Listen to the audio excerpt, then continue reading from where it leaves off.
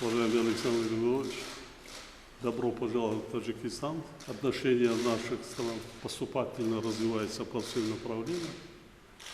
По итогам 80 текущего года на 60% увеличится товарооборот, развивается хороший уровень культурно-гуманитарной связи.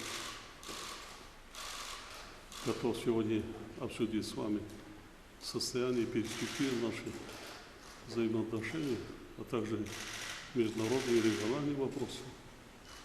Так, еще раз добро пожаловать и желаю вам приятного пребывания в нашей стране. Добро пожаловать. Марий Шарипович, большое спасибо. Я ловлю себя на мысли, когда в Душанбе приезжаю, уже не в первый раз, что я еду как к себе домой. И когда у меня спрашивают с утра по самолету, ну как долетели? Как можно долететь к себе домой? Поэтому я всегда чувствую здесь очень теплые отношения не только к нашей делегации, членам нашей делегации, ко мне, но и к нашему народу. Народы очень похожи своим трудолюбием, своим талантом. Вы правильно сказали, мы постоянно прирастаем в товарообороте, прилично прирастаем. Хотя, как вы заметили, вот на лестнице здесь, когда мы сюда шли, что объем желает быть лучше. Объем торговли, конечно, мы можем значительно больше, особенно в это непростое время. У вас есть интерес не только в Беларуси, но и дальше там. У нас большой интерес в Таджикистане, но, как мы когда-то с вами поставили задачу правительству, мы можем прирастать в товарообороте за счет третьих стран. Белорусской продукции, совместного производства продукции. Соседние страны очень нуждаются.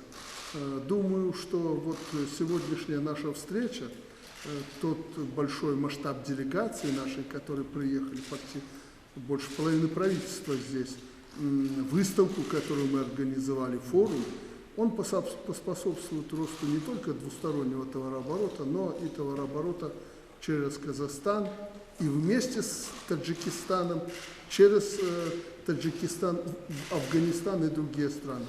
Афганистан очень нуждается в нашей продукции, и они заинтересованы в развитии наших совместных связей с целью торговли с Афганистаном.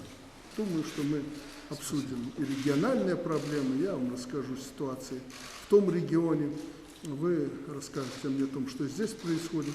Таджикистан и Беларусь оказались в одинаковых условиях в этой непростой ситуации.